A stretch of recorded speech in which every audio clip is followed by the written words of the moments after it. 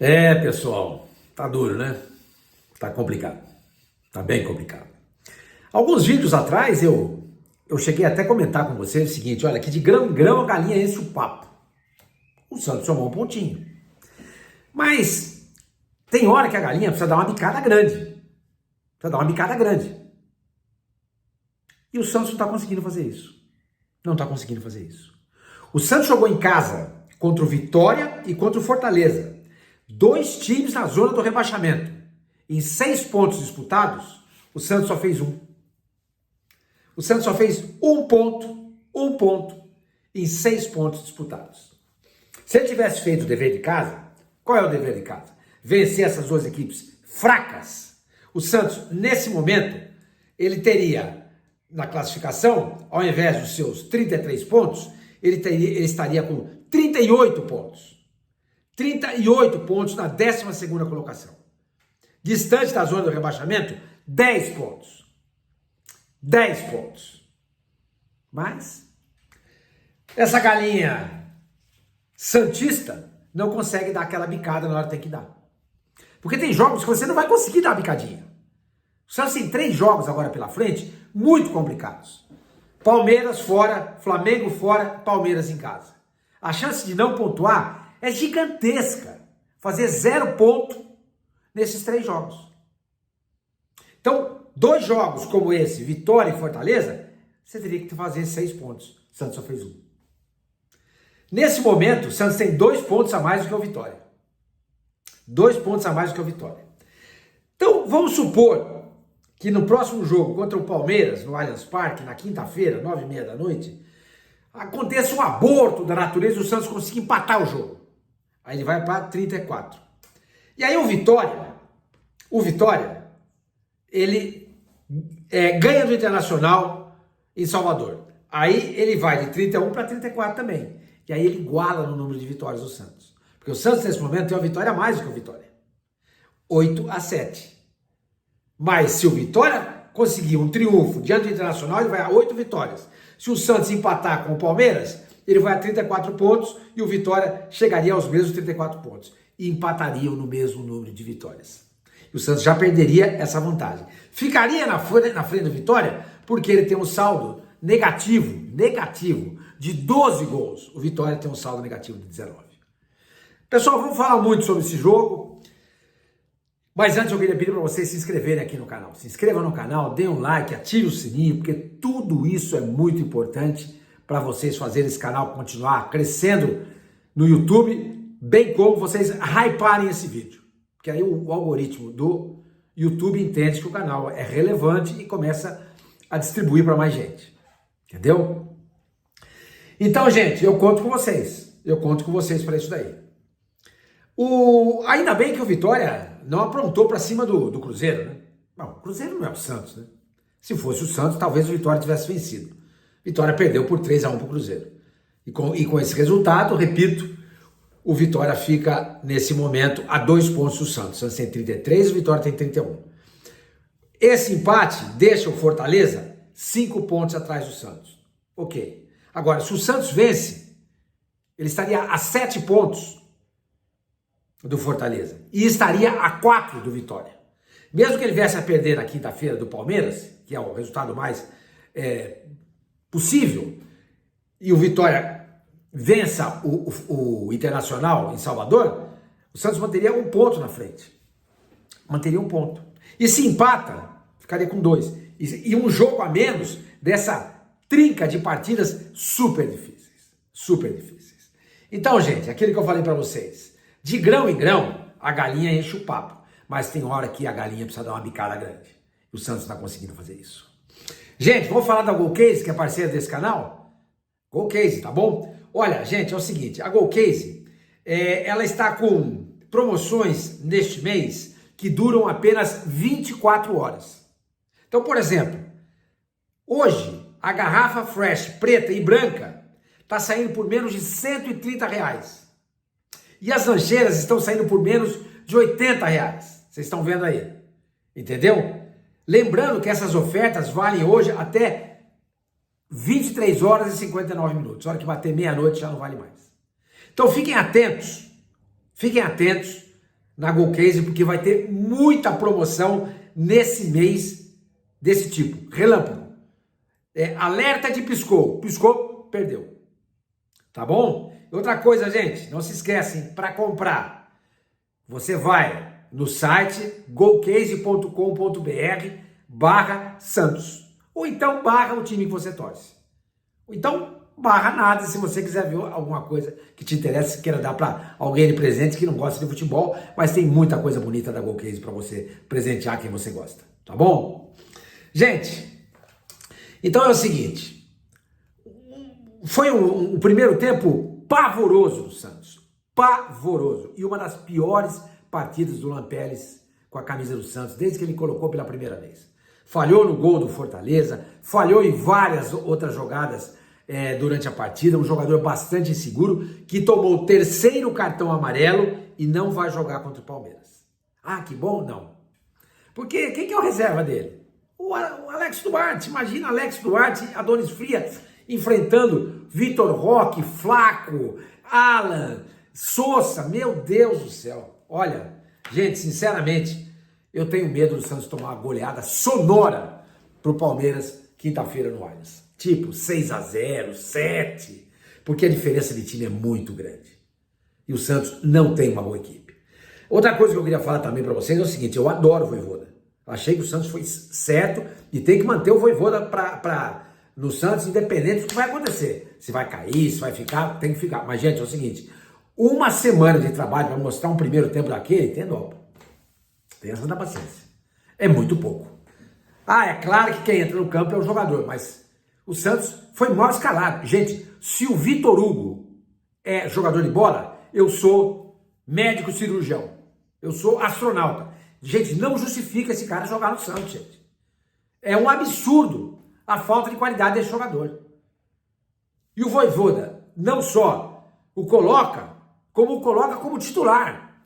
E depois do primeiro tempo horroroso, ele faz 3 modificações. Ele tira o Schmidt, já tinha um cartão. Tira o Barreal, que não jogou bem. E o Roleiser, hein? Tenha santa paciência. O Ricardinho Martins costuma dizer que o Roleiser é o Lucas Lima que fala espanhol.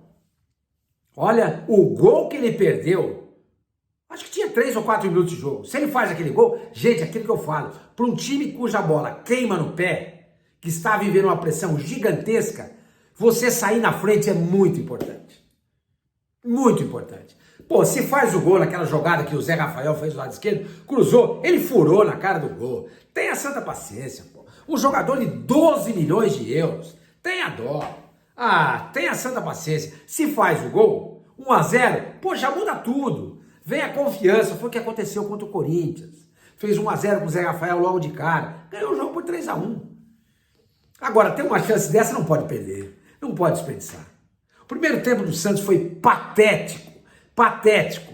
E a outra jogada interessante do primeiro tempo foi o chute do mesmo Roleiser por cima do travessão na pequena área. Porra, meu, não é possível. Os caras enfiam o pé na bola, os caras não conseguem tomar a bola rasteira. Toda a bola que vem jogador de futebol isola na arquibancada. Não é possível. Não é possível. Porra, faz que nem o Neymar, que nem o próprio Guilherme, enfia o pé na bola, bate com a parte de dentro do pé, tentando tirar do goleiro. Mas então foi lá, com o peito do pé, enfiou o pé na bola, a bola foi lá para a arquibancada. E o primeiro tempo do Santos foi um horror. Um horror. Vou pegar aqui para vocês, deixa eu ver se eu acho aqui, os números do primeiro tempo. Porque no segundo tempo, o Santos chegou a ter 75% de posse de bola. 75%. Mas não criava nada. Só posse de bola não adianta nada. O Santos não teve posse de bola no primeiro tempo, mas o Fortaleza criou oportunidades. Tanto que o 1-0 do Fortaleza, quando terminou a etapa inicial, ficou barato. Teve um gol anulado, e bem anulado.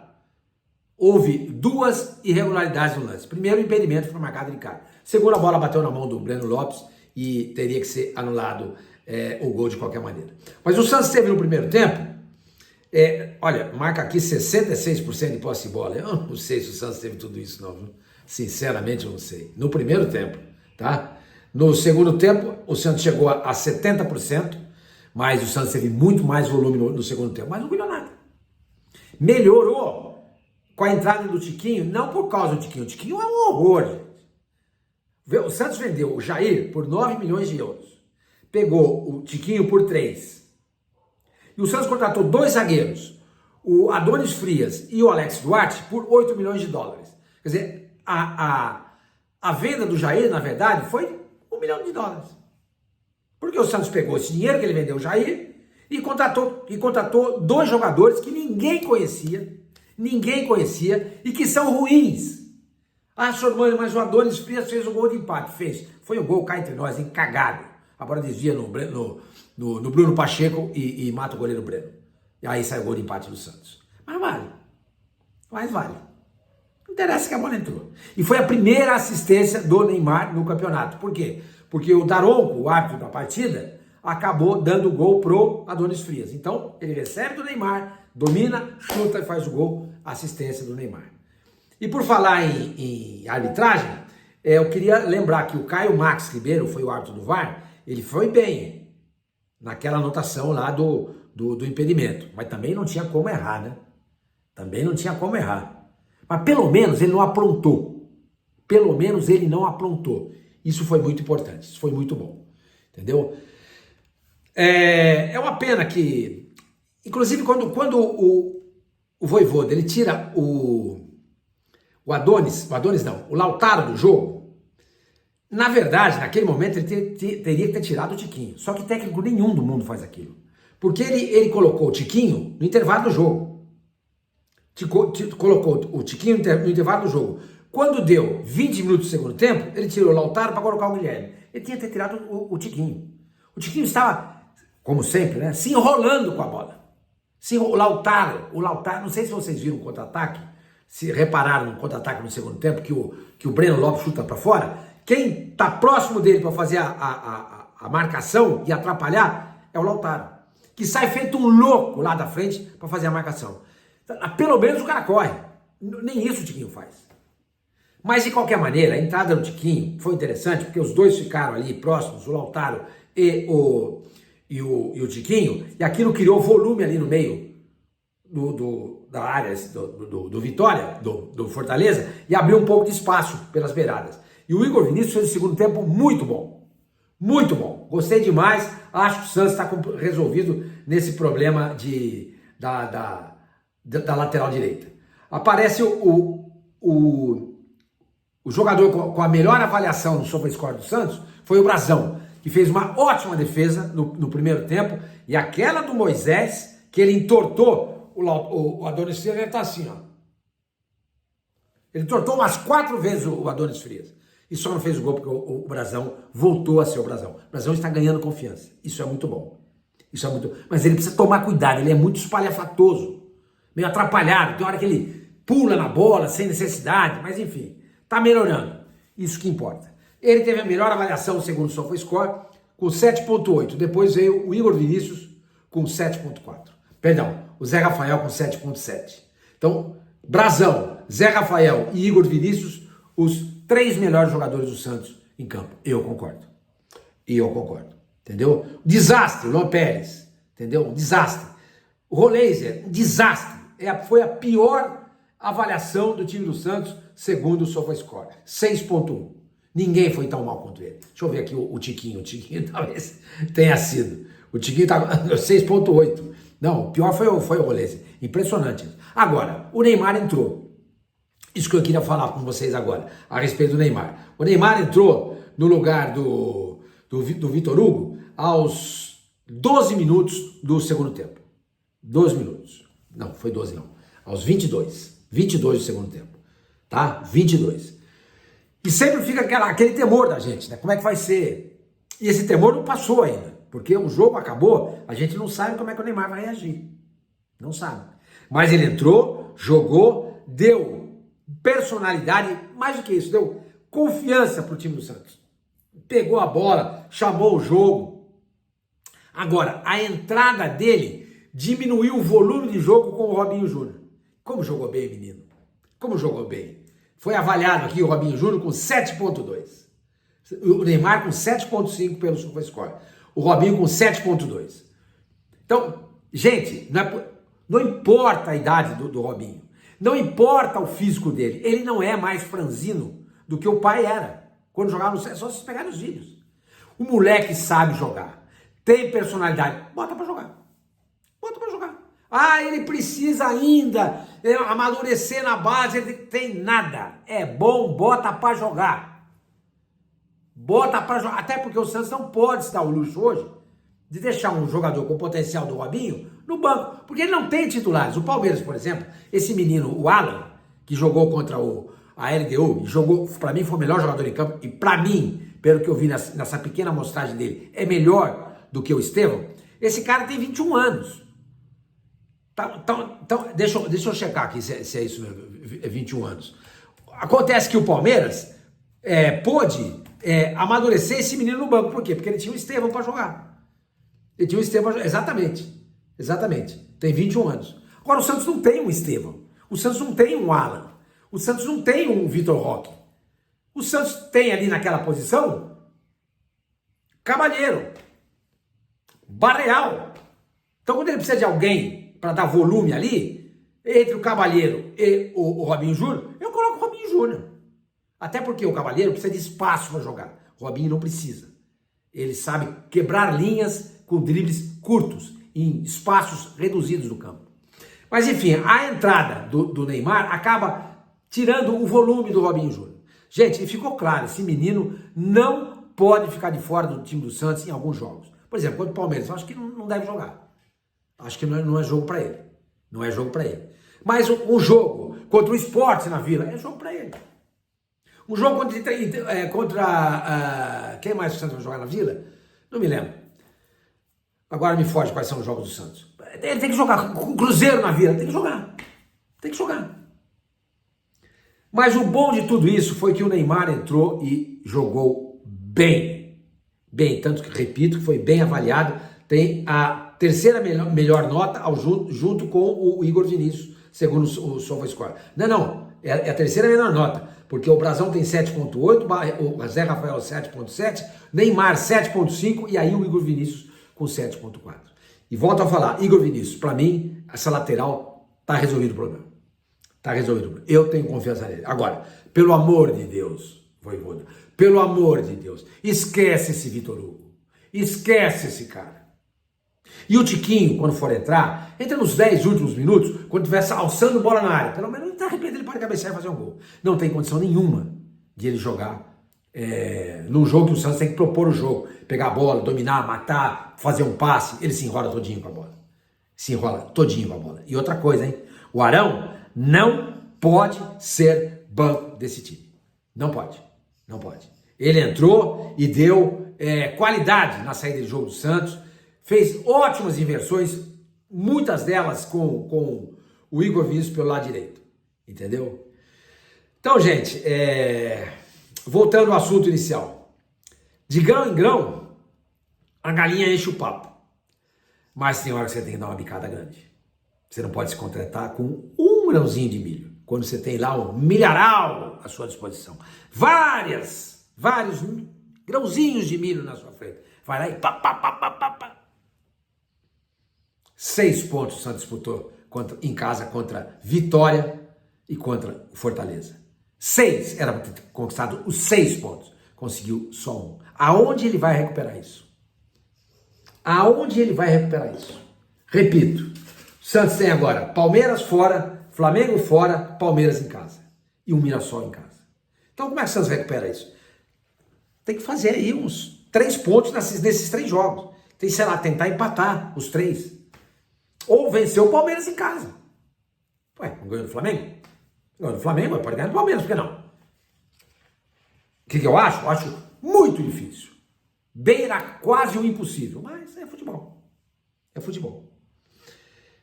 Então tem Mirassol em casa, tô esquecendo os 3 jogos aí. Mirassol em casa, Inter fora, Sport em casa, Juventude... Olha, precisa ser ganhar do Juventude fora, gente. Tem que ganhar do Sport em casa. Tem que ganhar do Internacional em Porto Alegre. E tem que, sei lá, empatar com o Mirassol em casa. Se o Santos fizer pontos nesses jogos, mas se ele continuar com essas bicadinhas pequenininhas, vai ficar muito difícil, gente. Muito difícil. Então hoje é sábado. Domingo, segunda, terça, quarta e quinta. Tem 5 dias para o jogo. Eu, se fosse o Vojvoda, eu, se fosse o Alexandre Matos, eu, se fosse o Marcelo Teixeira, proibiria a folga amanhã. Proibiria. Não, amanhã vocês vão aparecer na Vida Belmiro. Nós vamos conversar sobre esse jogo. Vamos conversar sobre o jogo. Vamos conversar. A gente precisa conversar. A gente tem que estar juntos. Faltam 40 dias para acabar o campeonato, gente. Depois vem férias. Imagina você passar as férias, Natal, Réveillon, na Série A. Tem um peso. Na Série B tem outro completamente diferente.